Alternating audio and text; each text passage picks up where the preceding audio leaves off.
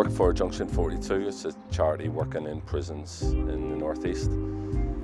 About 3 years ago, we started a group to help men resettle from prison, and including volunteers from local churches. And it was a very small community, and that just grew gradually over about a year. And then after a year, we decided we wanted to look at growing, so we ran an alpha course, and the community really grew from there. People got baptized, and we were kind of amazed, really. It just seemed to be meeting a need that was there. You know, people bring people, and the guys who were there had encountered God, and their passion, they had a passion to bring other people along.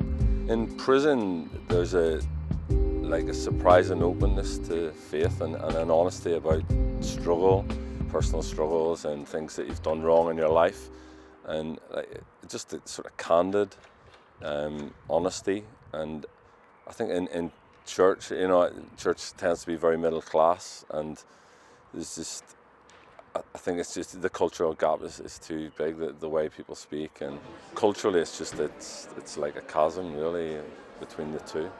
One of the first things that was really important to us was about ownership. The Alpha course was run by a mix of people who had grown up in church, but people who had come to faith in prison.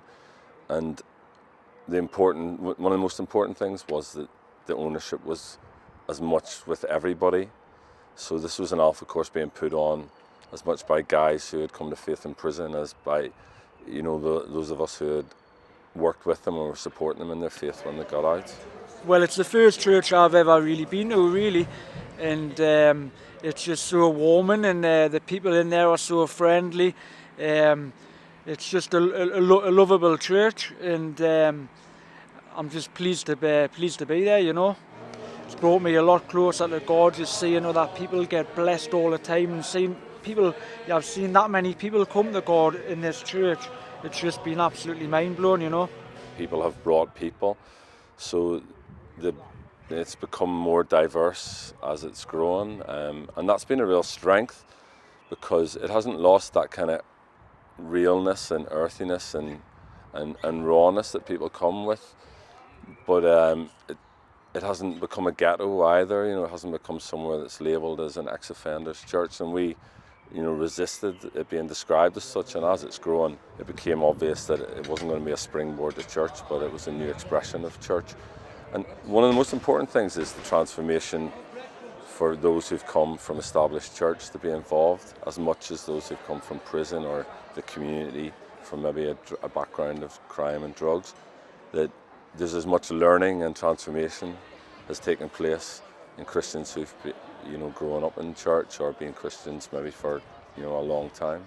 Some of the key people who've come along are Christians who've come from a background of being in prison, and they've been Christians for maybe a number of years, but they've never felt they fitted in church. And they were the key individuals in the growth of Connect, because they're very strong evangelists, a lot of passion for God, but really never felt they found their place in church. And I think that one of the things that Connect has provided is somewhere where they've been able to grow, and they've been able to bring people that they couldn't bring to church. It's amazing.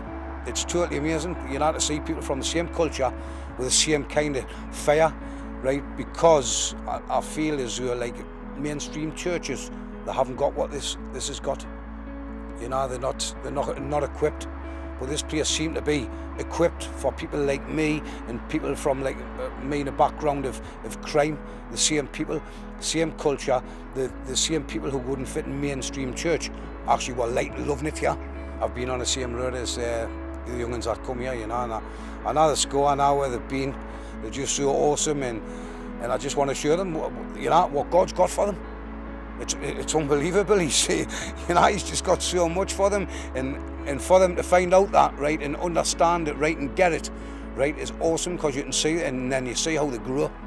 At the age of 12, I was smoking cannabis with my mates and taking drugs and drinking every weekend without fail, and I used to steal to fund it. Then one day I got remanded, and then I got sentenced. It's thinking there must be something else other than the life that I'm living. Then my uncle, Tommy, he came out evangelising to us about Jesus Christ, and I was like, keep on questioning him, like, who's Jesus, what does he do for you? Then he just said, we'll come to the group on a Tuesday, and I went.